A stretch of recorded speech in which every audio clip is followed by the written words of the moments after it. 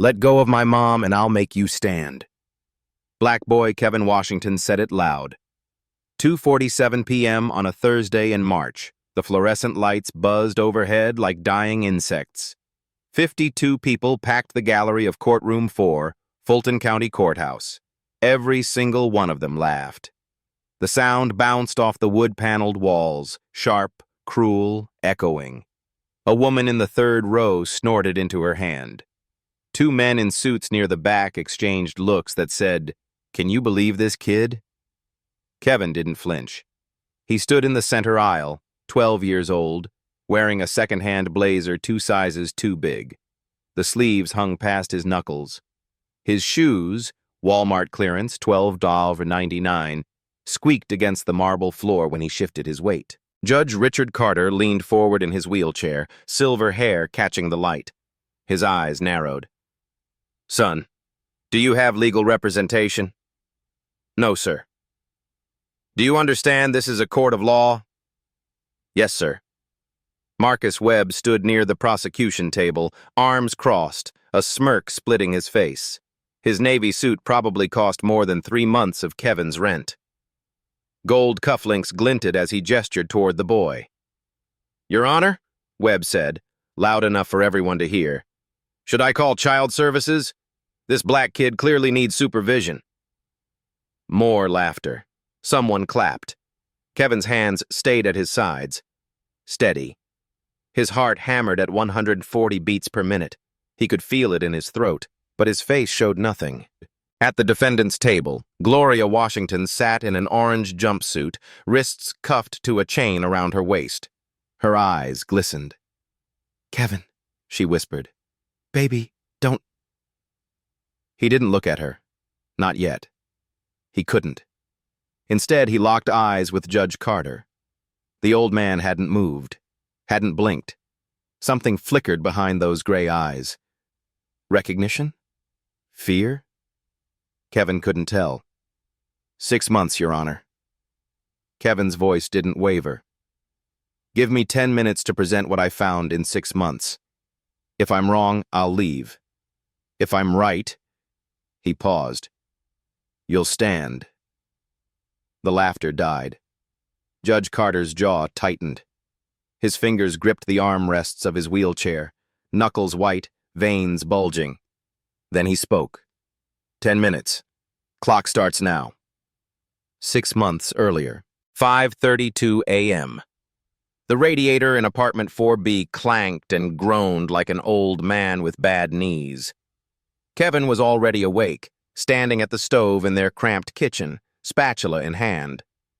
2 eggs, toast with the burnt edges scraped off, a glass of orange juice, the cheap kind, from Concentrate, $2.49 at the corner store. The apartment was small, 2 bedrooms, if you counted the converted closet where Kevin slept. Cracks spiderwebbed across the ceiling. The windows rattled when trucks passed on the street below. But it was home. Their home. Gloria emerged from her bedroom at 5:45, already dressed in her work clothes. A navy blouse, pressed slacks, sensible flats. She worked as an accountant at the Fulton County Courthouse. 8 years, never late, never sick, not once. "Baby, you didn't have to—" She stopped when she saw the plate waiting for her. Kevin shrugged. "You've got the Henderson audit today. You need to eat." Gloria's eyes softened. She crossed the kitchen, kissed the top of his head, and breathed him in like he was oxygen. "My little man, what would I do without you?" He didn't answer, just handed her a fork. After she left, Kevin grabbed his backpack and walked to the bus stop. The 7:15 to Martin Luther King Jr. Middle School. He sat in the back row, alone, like always. The other kids avoided him. Not because he was mean, because he was different. He read law textbooks instead of playing games on his phone. He used words like precedent and jurisdiction in class discussions. The teachers loved him. The students thought he was weird. Kevin didn't mind. He'd learned early that being alone was safer than being disappointed. He opened his book, Criminal Law, Principles and Practice, and picked up where he'd left off. Chapter 12. Evidence and Burden of Proof. The police came on a Tuesday. Kevin was at the kitchen table working through an algebra problem when he heard the sirens. They weren't unusual in this neighborhood. Someone was always getting pulled over, always getting hassled. But these sirens stopped, right outside their building. Then came the footsteps. Heavy, climbing the stairs. Knock, knock, knock. Kevin opened the door. 2 officers, one white, one black. The white one had a folder in his hand. The black one wouldn't meet Kevin's eyes. "Is Gloria Washington here?" "Gloria?" Kevin's stomach dropped. "She's my mom. What's this about?" "Son, we need to speak with her directly." Gloria appeared behind Kevin, dish towel in her hands. "I'm Gloria Washington. What's going on?" The white officer opened the folder, read from a sheet of paper. His voice was flat, rehearsed. "Gloria Washington, you're under arrest for embezzlement of public funds. You have the right to remain silent. Anything you say can and will be used against you in a court of law." The words didn't make sense. Embezzlement? Gloria? The woman who returned extra change when cashiers made mistakes? Who volunteered at the church food bank every Saturday? There must be a mistake. Gloria's voice cracked. "I've never taken anything. Not a cent. I've worked there for 8 years. "Ma'am, you can explain at the station." They put her in handcuffs, right there, in the doorway, in front of her son. Kevin stood frozen, watching, recording every detail in his mind. As they led her down the stairs, the black officer muttered to his partner, "Third one this year from that office. Always the same story." Third one. Kevin filed that away, stored it, felt it click into place like a puzzle piece he didn't have a frame for yet. His mother looked back once, tears streaming down her face. Then, she was gone. The memory came uninvited, the way it always did when Kevin felt helpless. He was 7 years old. Grady Memorial Hospital. The emergency waiting room smelled like bleach and fear. His father lay on a gurney behind a curtain, skin ashen, lips blue. Heart attack. Massive. The kind that kills quickly if you don't act fast. They weren't acting fast. A woman at the registration desk kept asking about insurance. "Sir, what's your policy number? Is your employer covering this? We need authorization before—" "He was laid off last month." Gloria's voice was ragged, desperate. "We're applying for Medicaid. Please, please, just help him." "Ma'am, I understand, but there's a process." 4 hours. They waited 4 hours in that fluorescent purgatory while his father's heart gave out inch by inch. When the doctor finally came, he didn't need to say anything. Kevin knew from the way the man walked. Slow, resigned. The walk of someone delivering news he'd delivered 100 times before. "I'm sorry. We did everything we could." "No," Kevin thought. "No, you didn't. You made us wait because we couldn't pay." The last thing his father said, right before they finally took him back. "Take care of your mother, son. You're the man of the house now." Kevin was 7. He didn't know how to be a man. But he learned. At the funeral, Pastor James Holloway, 62 years old, veteran of the civil rights movement, the closest thing to a grandfather Kevin had, placed a heavy hand on the boy's shoulder. "Your father was a good man," Holloway said. "Failed by a broken system. Remember that, Kevin? And remember, one day, you might be the one who helps fix it." Kevin remembered. He remembered everything.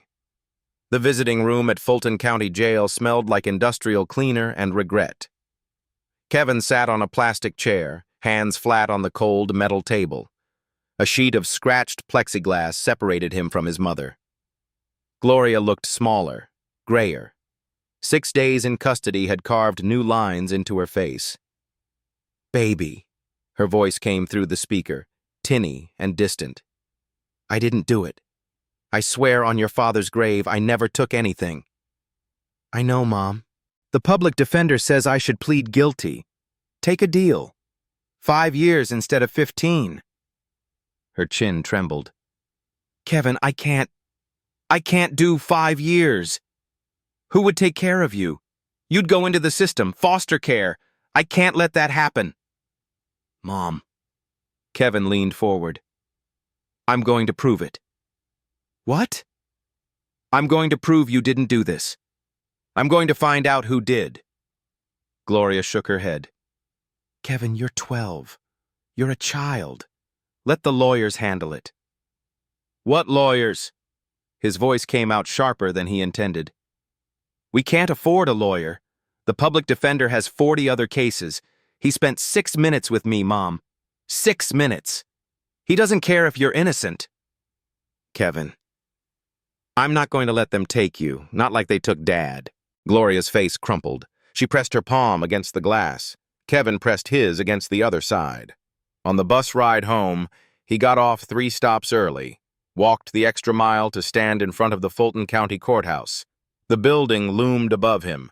Gray stone, tall columns, American flags snapping in the wind. He pulled out a small notebook, wrote the date at the top. Then, 6 months until trial, begin investigation. The system had swallowed his mother whole. Kevin was going to make it spit her back out. The courthouse records office was on the 3rd floor. Kevin found it by reading the directory in the lobby like a tourist. He walked in like he belonged there. The woman at the front desk barely looked up. Can I help you? I need to request public documents for case number 2024 CR 4471, State of Georgia versus Gloria Washington. She blinked, took in his age, the too big blazer, the determined set of his jaw. Are you a family member? I'm her son. Honey, you need a parent or guardian to... Public records are available to any citizen upon request. Georgia Open Records Act, OCGA, Section 50, 18-70. Kevin didn't blink. I'm a citizen. A voice from behind. Let me handle this, Janet. Kevin turned. Marcus Webb stood in the doorway of an inner office. Navy suit, gold cufflinks, hair slicked back like a used car salesman. He smiled, but it didn't reach his eyes. You here alone, kid? Where's your parent? My mother is Gloria Washington. I need to see her case files. Something shifted in Webb's face. A flicker of, what? Annoyance? Concern? It vanished as quickly as it appeared. Those files are for authorized personnel only. Run along. He made a shooing motion with his hand. This isn't a library, boy. Kevin didn't move. The sign says public access. I'm the public. Webb's jaw tightened. He turned to the security guard near the door, a black man in his 50s, name tag reading Clarence. Get this kid out of here. Clarence looked at Kevin, then at Webb, then back at Kevin. He's not bothering anyone, sir. Clarence's voice was calm. Let the kid read. Kevin sat down in the waiting area, pulled out his book, and began to watch. Kevin came back every day after school. He never asked for the files again. He just sat in the waiting area with his book, watching, listening, taking notes in a small spiral notebook that fit in his back pocket. Day 3. Webb leaves at 5:30 p.m. Takes the elevator, not the stairs. Always checks his phone before walking out. Day 7. Wednesday. Webb stays until 8 p.m. Leaves through the parking garage, not the front entrance. Day 12. Friday. Same pattern. Late departure. Parking garage. Kevin started following him. Not close. He'd seen enough cop shows to know better, but from a distance. On his bike. Through the Atlanta streets. On Wednesdays and Fridays, Marcus Webb didn't go home. He drove 45 minutes to a building on the outskirts of the city. Neon lights, full parking lot. Signs that read, Harrah's Cherokee Valley River Casino. Kevin parked across the street and watched Webb's Mercedes disappear into the VIP lot. The next day, Kevin went to the public library, used their computer to search the Fulton County courthouse records, the ones that were actually public, employment disciplinary files, financial audits, news archives. What he found made his stomach turn. 3 women in the past 2 years, all charged with embezzlement, all from the accounting department, all worked directly under Marcus Webb. Denise Tanner, convicted, 2 years. Patricia Holmes, pleaded guilty, 18 months. Angela Freeman, convicted, 3 years.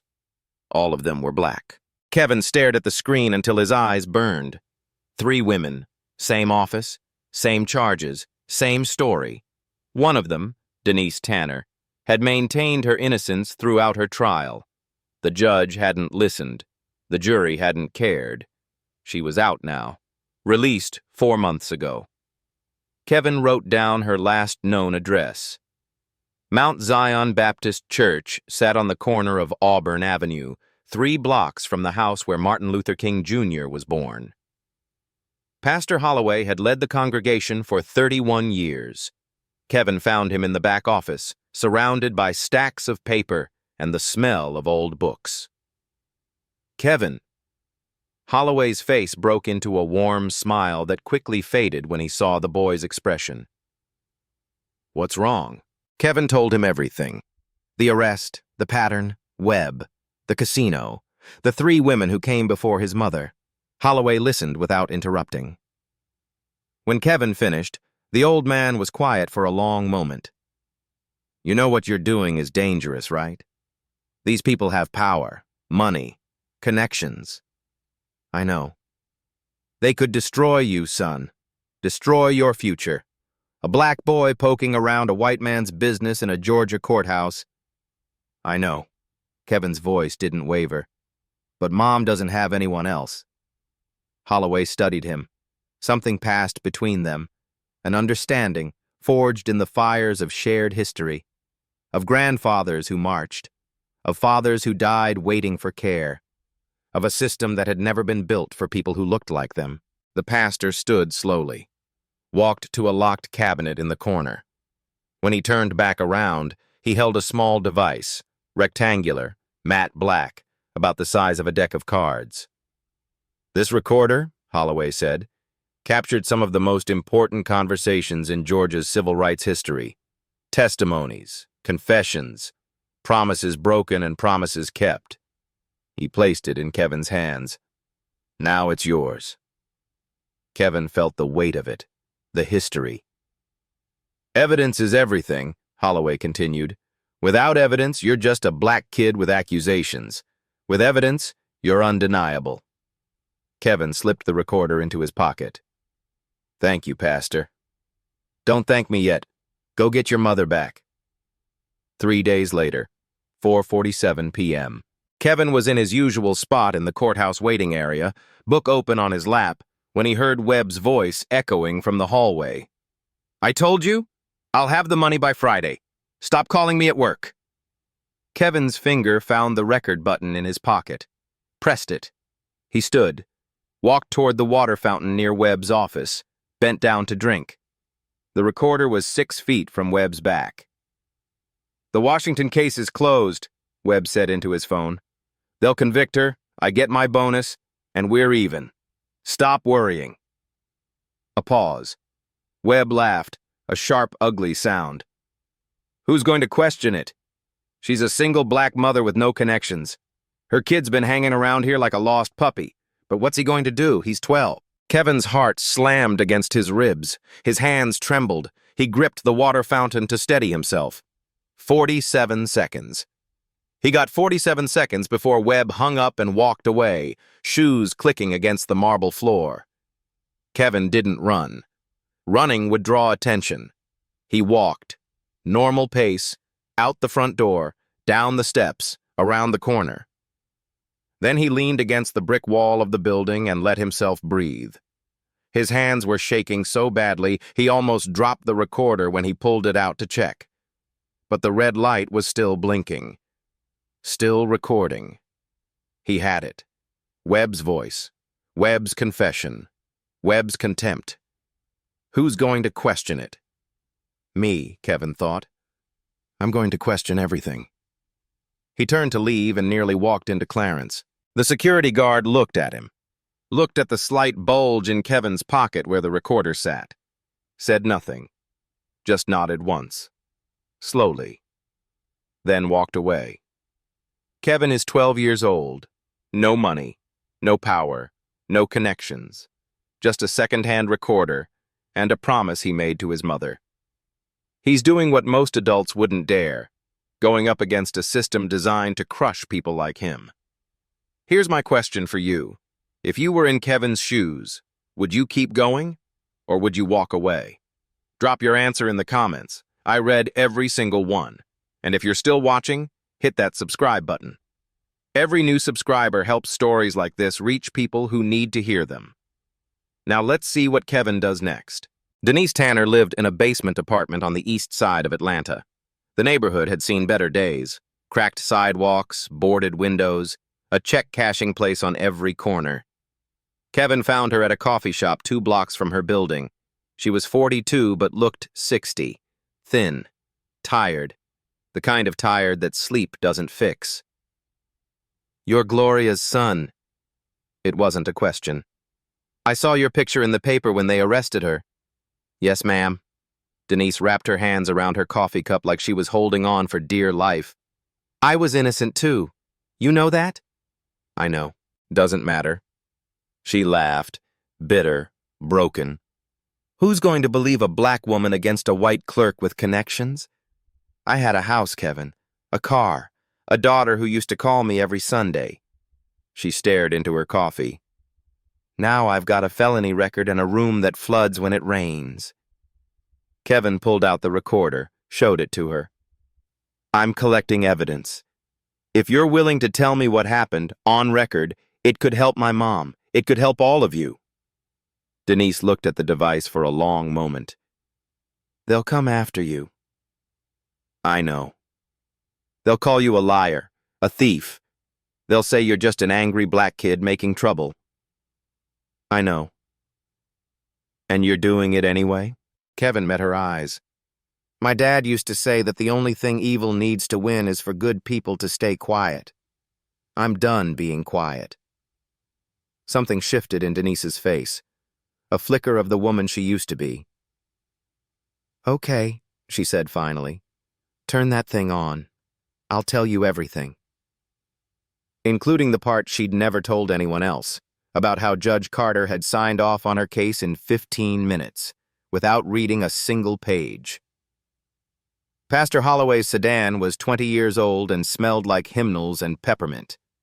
Kevin sat in the passenger seat as they drove west on I-20, away from Atlanta, toward the mountains. "You're sure about this?" Holloway kept his eyes on the road. "We're not doing anything illegal. Just observing. I need to understand why he's doing it. The money has to go somewhere." Harrah's Cherokee Valley River Casino appeared on the horizon like a mirage, all glass and neon and false promises. The parking lot was packed even on a Tuesday night. They parked across the street, in the lot of a closed gas station. Waited. At 8:47 p.m., Webb's Mercedes pulled into the VIP section. "High-stakes tables," Holloway murmured. "That's not recreational gambling. That's addiction." Back home, Holloway made some calls. Old friends from his civil rights days, people who knew things. What they found was worse than Kevin expected. Marcus Webb owed at least $60,000 to various creditors. He'd paid back $40,000 in the past 2 years, the exact time frame when the embezzlement cases started appearing at the courthouse. Kevin did the math on his notebook. Each woman convicted meant roughly $15,000 to $20,000 in untracked funds that Webb could access. Bonuses, petty cash, misallocated line items. 3 women, 3 convictions, $40,000 paid back. "This is bigger than one corrupt clerk," Holloway said quietly. "Someone's helping him, covering his tracks." Kevin nodded. He'd been thinking the same thing. "The question is who," Kevin said, "and how high it goes." Holloway was quiet for a moment. "You're asking questions that could get people hurt, Kevin, including you." "I know." Kevin closed his notebook. "But I can't stop now.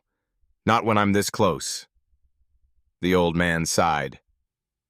"No, I don't suppose you can."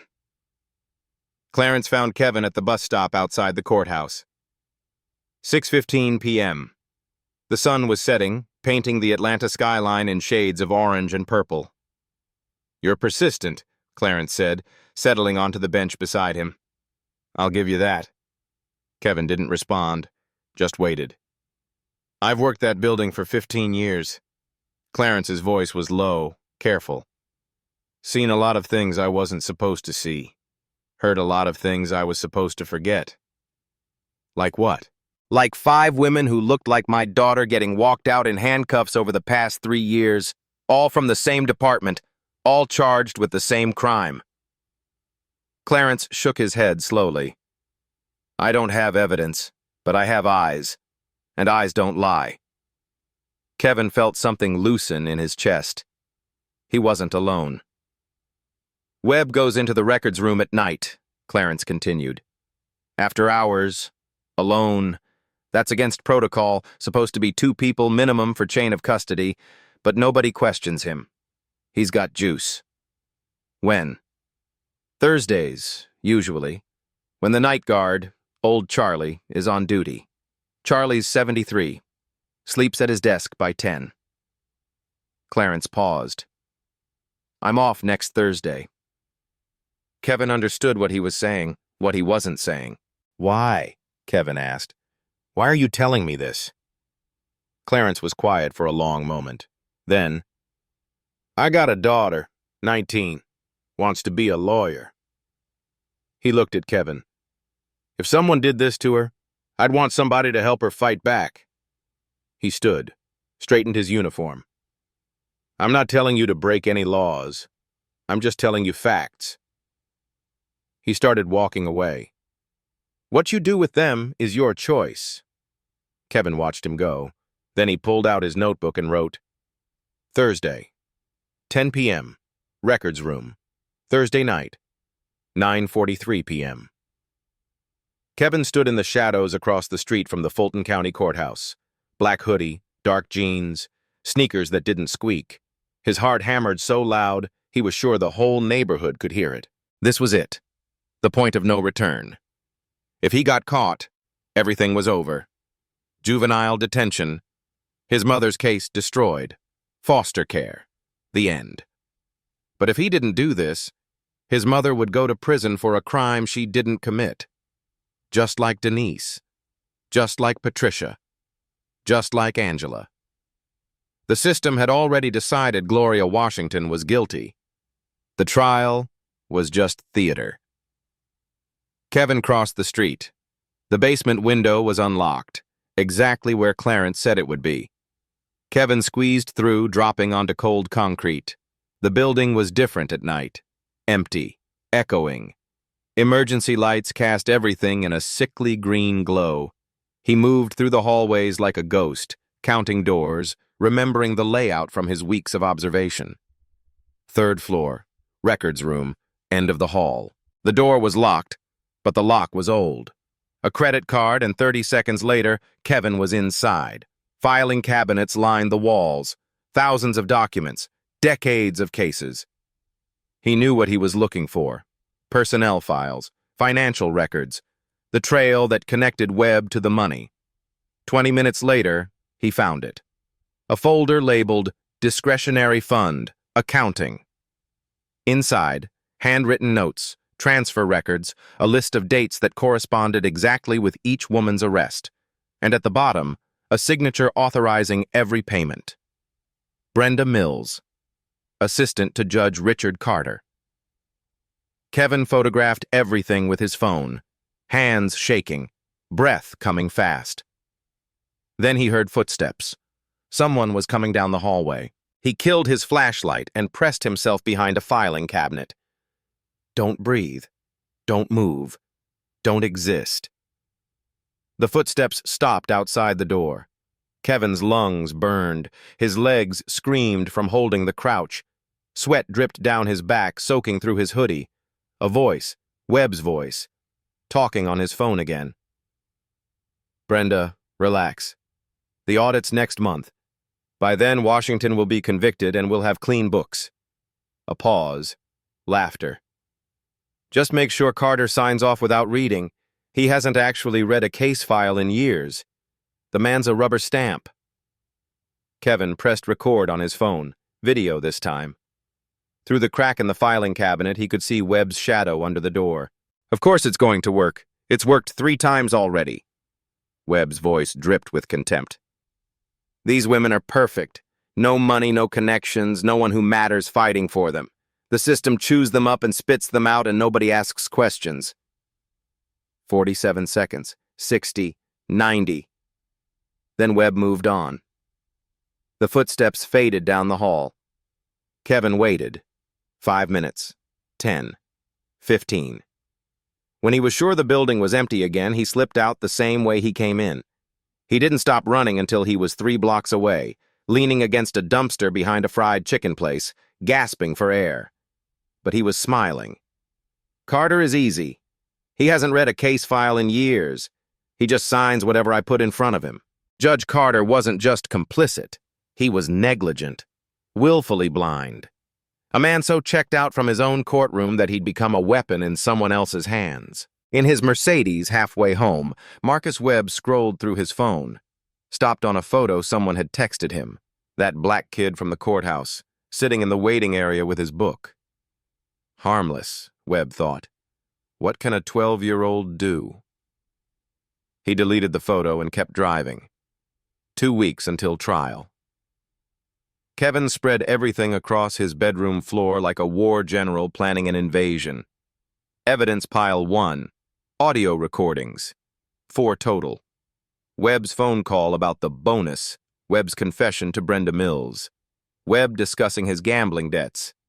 Denise Tanner's testimony about Judge Carter's 15-minute trial. Evidence pile 2. Documents. Photos of the financial records from the discretionary fund. The list of payments, dates matching each arrest. Brenda Mills' signature on every authorization. Evidence pile. 3 patterns. 5 women in 3 years. All black, all from accounting, all working under Webb, all convicted or pleaded guilty. He organized it chronologically, cross-referenced dates, built a timeline on the back of a pizza box because they couldn't afford poster board. At 8 p.m., his mother called from jail. "Trial's in 2 weeks, baby." Her voice was hollow. "The public defender wants me to take a plea. Guilty. 3 years instead of 15. Mom, no. Kevin, listen to me. If I fight and lose, I'm gone for 15 years. You'll be 27 when I get out. That's not a childhood. That's not a life. I have evidence." The words tumbled out before he could stop them. "I have proof that you didn't do this. That someone set you up." Silence on the line. "Kevin, what have you been doing?" He couldn't tell her. Not yet. If she knew, she'd make him stop. She'd worry herself sick. She'd try to protect him when she was the one who needed protecting. "Trust me, Mom. Please, just don't take the plea. Not yet."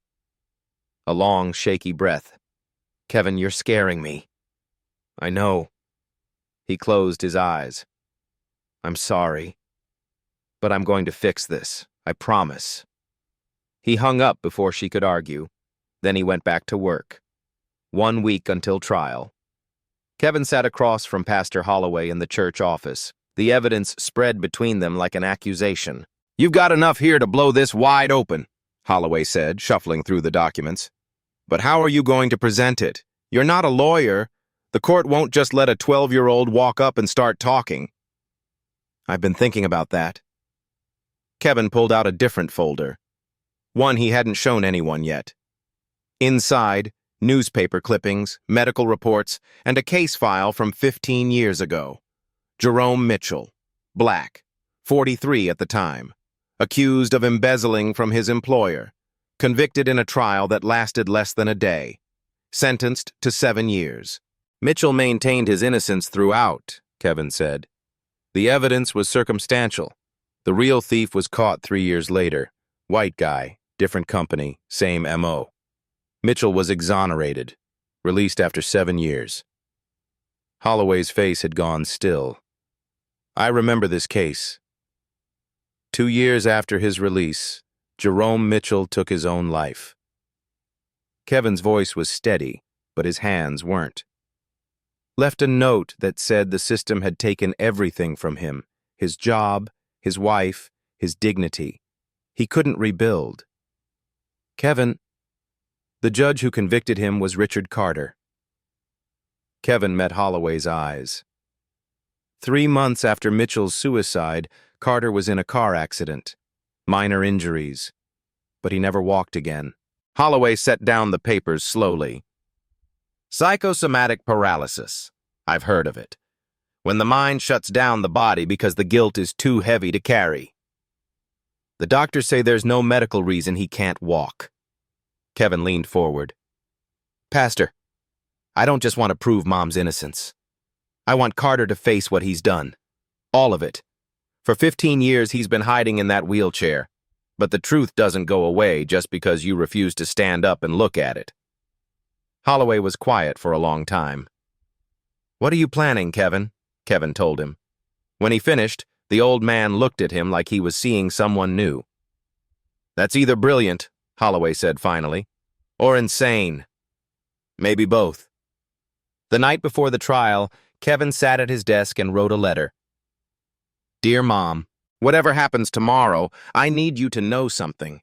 Everything I've done, I did because I believe in you. Because I know who you are. Because the system that took Dad from us is not going to take you too. Trust me. Even when it looks like everything is falling apart. Trust me. I love you. Kevin. He sealed it in an envelope, wrote her name on the front, and slipped it into his notebook. Then he checked his supplies one final time. Recorder, charged, tested, ready. USB backup. All files transferred, triple-checked.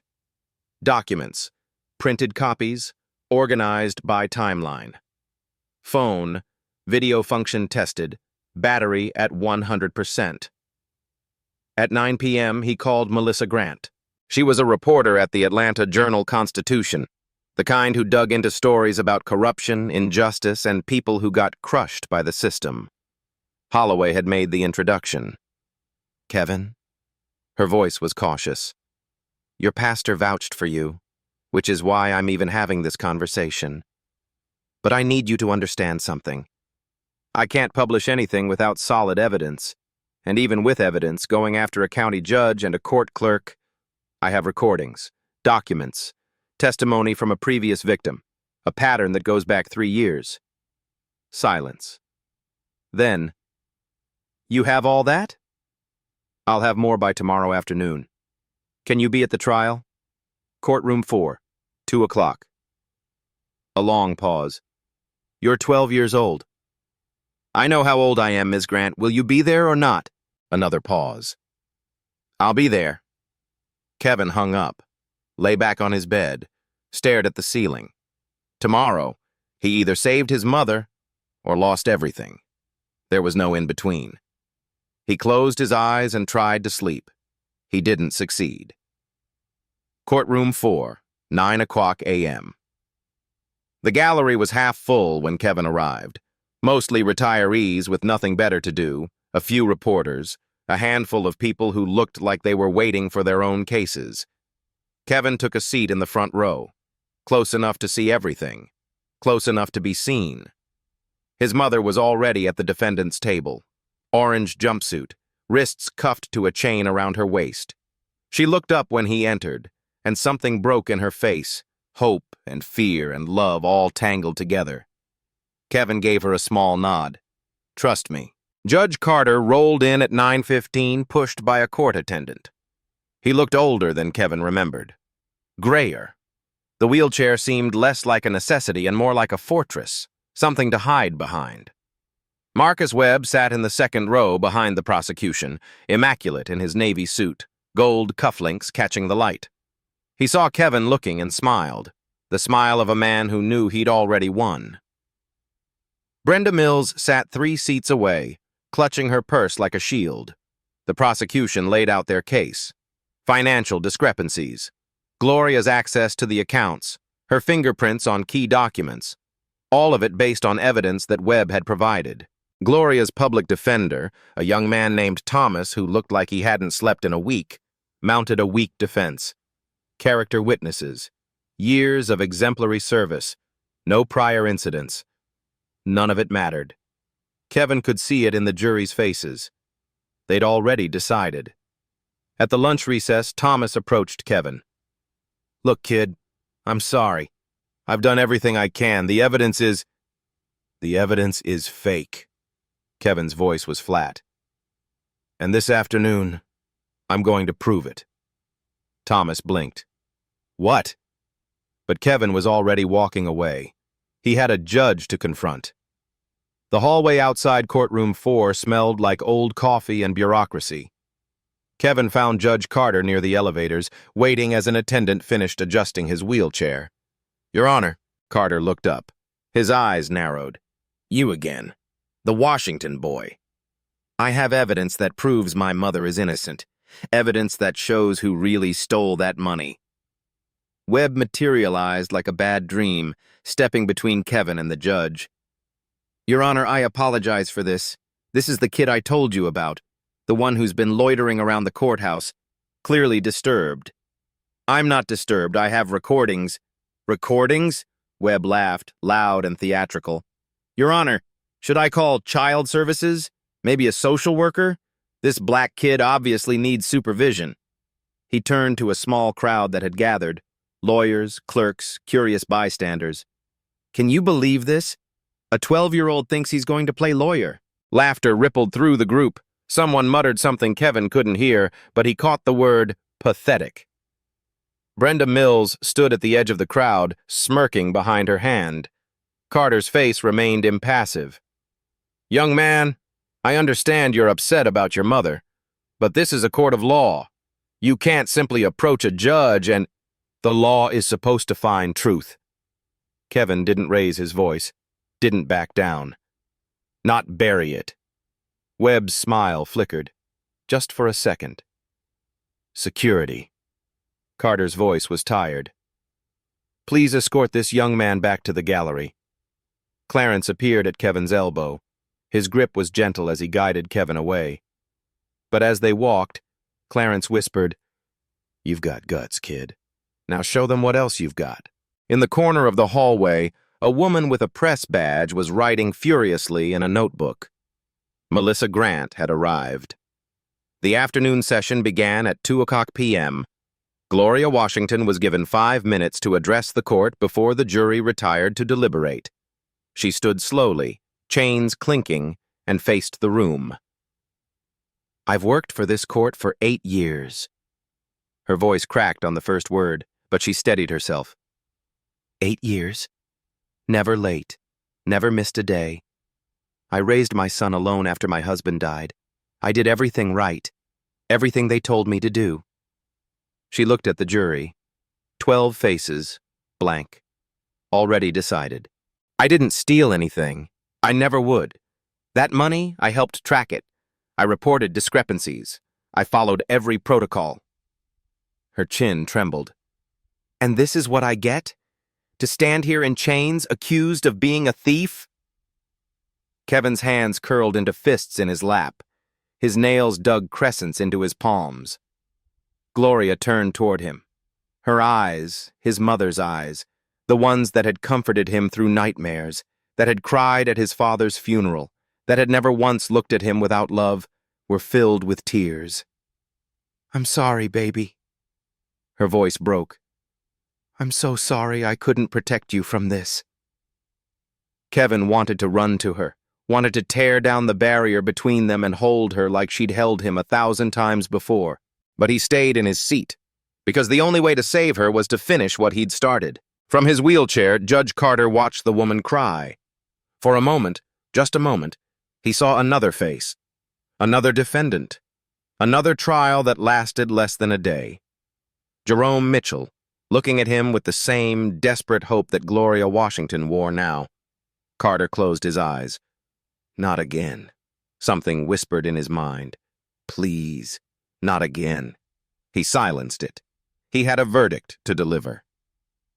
The jury deliberated for 47 minutes. When they returned, Kevin knew the verdict before the foreman spoke. Guilty. Of course, guilty. The system had already decided. The sentencing hearing was scheduled for the next day. Gloria would face up to 15 years. Kevin sat in the empty apartment that night. The silence was worse than noise. The absence of his mother filled every corner. Her spot at the kitchen table, her coffee mug in the sink, her voice asking him about his day. He didn't cry. He was past crying.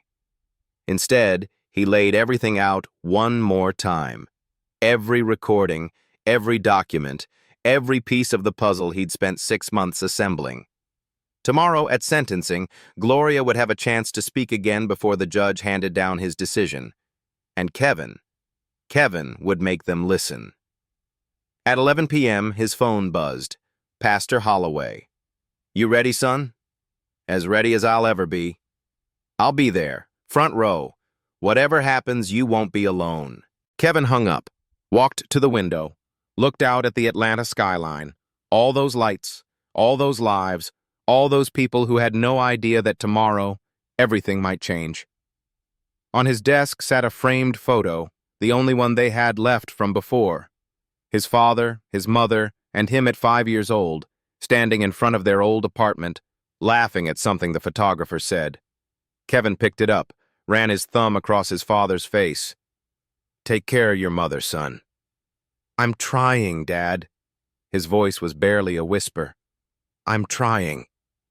He set the photo down, checked his recorder one last time, made sure the batteries were fresh. Then he went to bed. Sleep came eventually, and with it, dreams of courtrooms and chains and a man who wouldn't stand. 6 months of preparation, one night of terror, a mother convicted of a crime she didn't commit. And now, Kevin has one last chance. Before we see what happens, I want to know, have you ever had to fight for something alone? Have you ever felt like the whole world was against you, but you kept going anyway? Share your story in the comments, because stories like Kevin's and like yours deserve to be heard. If you haven't already, hit subscribe and turn on notifications. You don't want to miss what comes next. Now, let's watch Kevin change everything.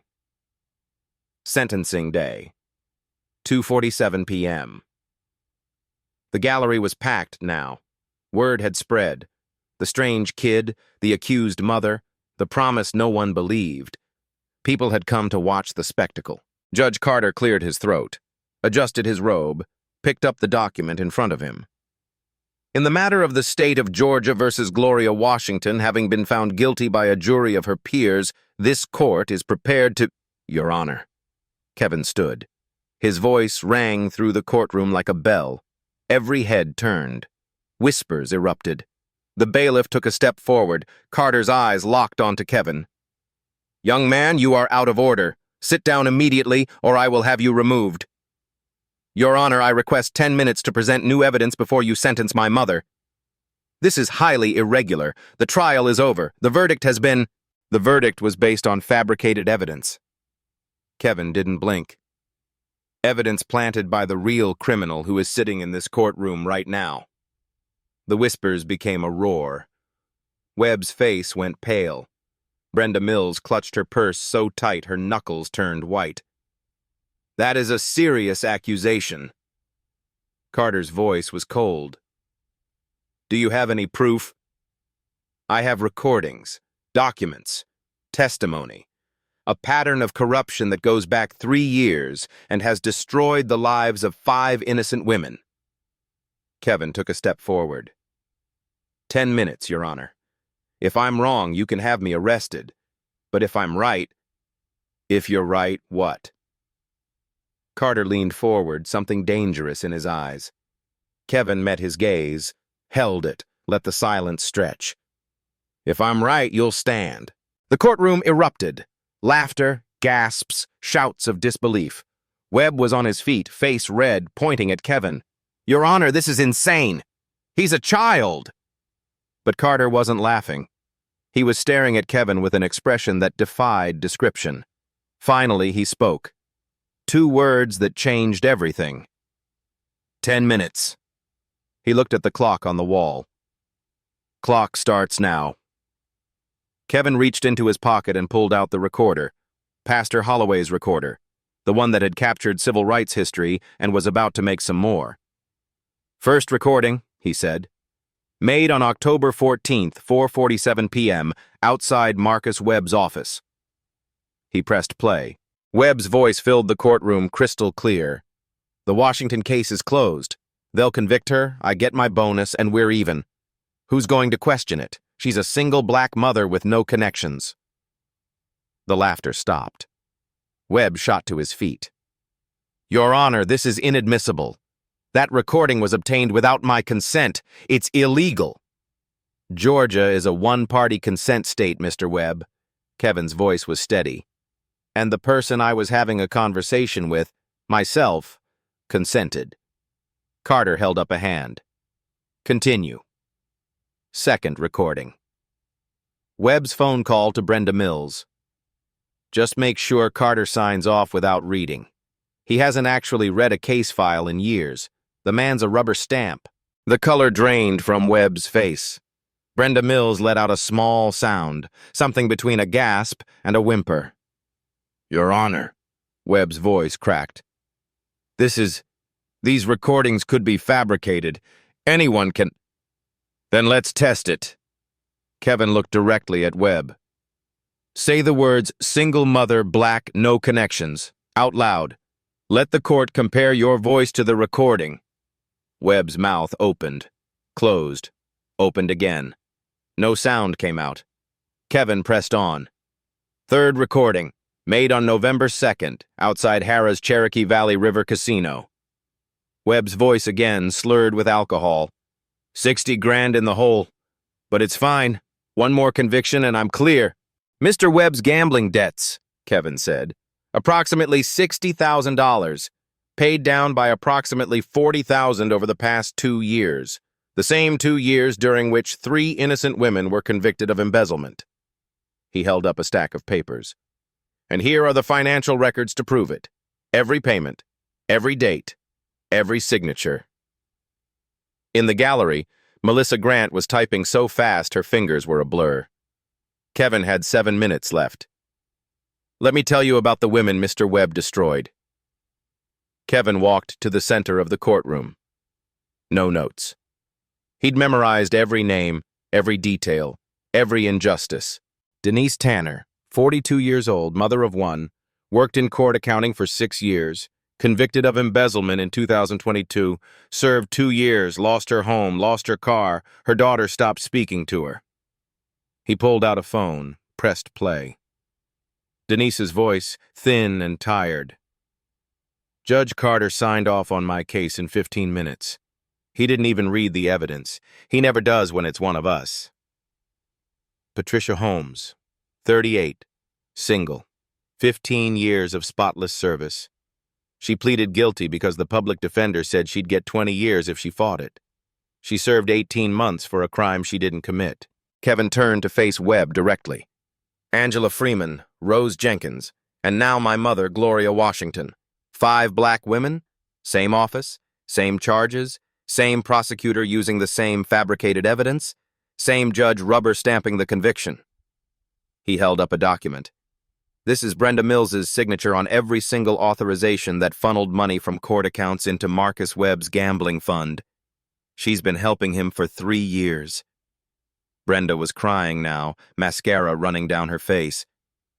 I didn't want to. He said he'd destroy my career." "Your Honor," Kevin continued, "the pattern isn't coincidence. It's calculation. Mr. Webb identified vulnerable targets. Black women with no resources, no connections, no one to fight for them. He fabricated evidence, manipulated records, and used his position to send innocent people to prison while he paid off his debts. He turned back to Carter. You signed every one of these cases, Your Honor. You never questioned the evidence. You never looked twice at the defendant. Carter's hands were shaking on the armrests of his wheelchair. You never looked, Kevin said quietly, because you didn't want to see. 2 minutes left. Time for the truth that had been buried for 15 years. There's one more thing, Your Honor. Kevin's voice dropped lower now, softer. And this isn't about my mother anymore. It's about you. The courtroom had gone completely silent. Even Webb had stopped protesting. 15 years ago, you convicted a man named Jerome Mitchell. He was 43, black, accused of embezzlement. The trial lasted less than a day. You sentenced him to 7 years. Carter's face was gray. His lips moved, but no sound came out. Jerome Mitchell was innocent. The real thief was caught 3 years later. Different company, same pattern. Mitchell was exonerated and released. Kevin took a step closer to the bench. But by then he'd lost everything. His job, his marriage, his dignity. 2 years after his release, he took his own life. The silence was absolute. No rustling, no whispers. Just Kevin's voice, steady and clear.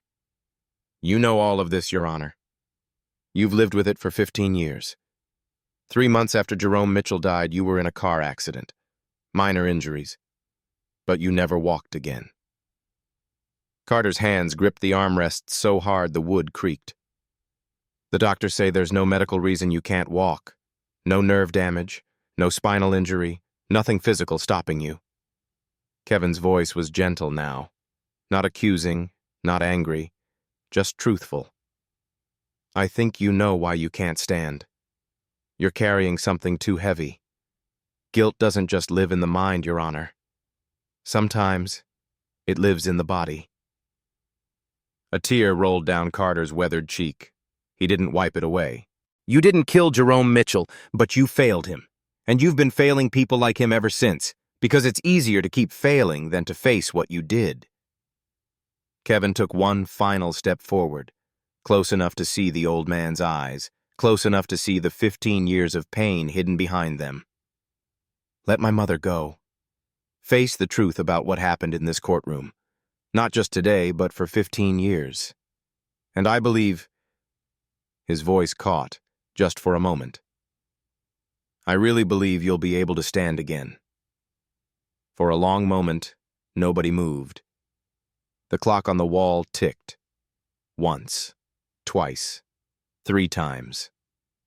Then Judge Richard Carter did something he hadn't done in 8 years. He placed both hands on his desk, pushed himself up, legs trembling, arms shaking, and stood. The courtroom gasped as one.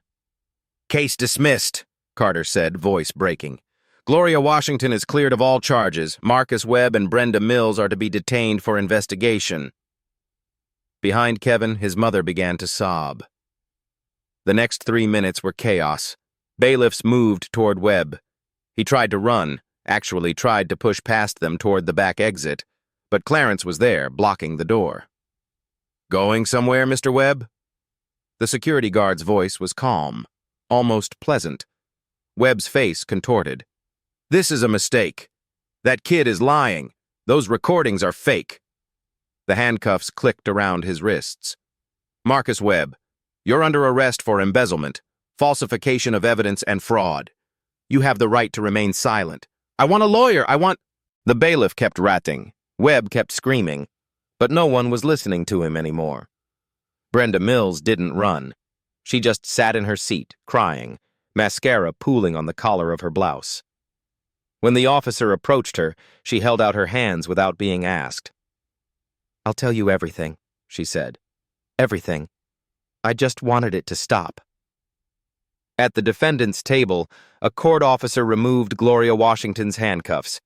The metal fell away like it weighed nothing, but Gloria stared at her wrists like she couldn't believe they were free. Kevin was there before she could take a step. He wrapped his arms around her, buried his face in her shoulder, and held on. "I knew," she whispered into his hair. "I knew you'd find a way. My brilliant, brave boy." I just did what Dad would have done. Kevin's voice was muffled against her jumpsuit. I stood up.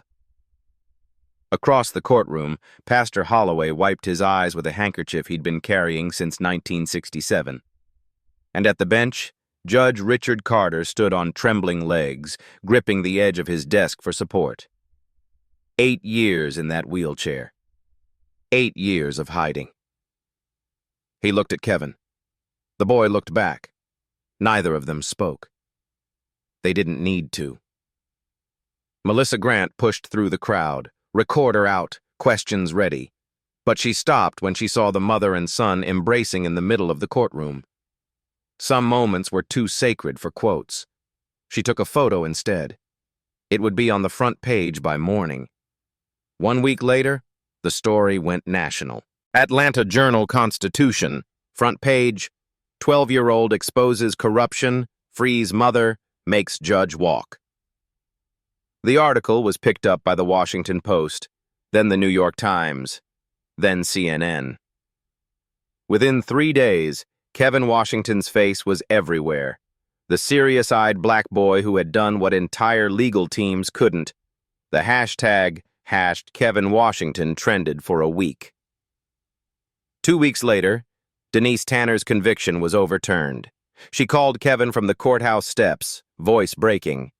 "You gave me my life back, kid. You gave me my life back." Patricia Holmes, Angela Freeman, Rose Jenkins. One by one, their cases were reopened, re-examined, reversed. 1 month later, the Georgia Bureau of Investigation launched a full audit of Fulton County Courthouse. 2 additional clerks were suspended.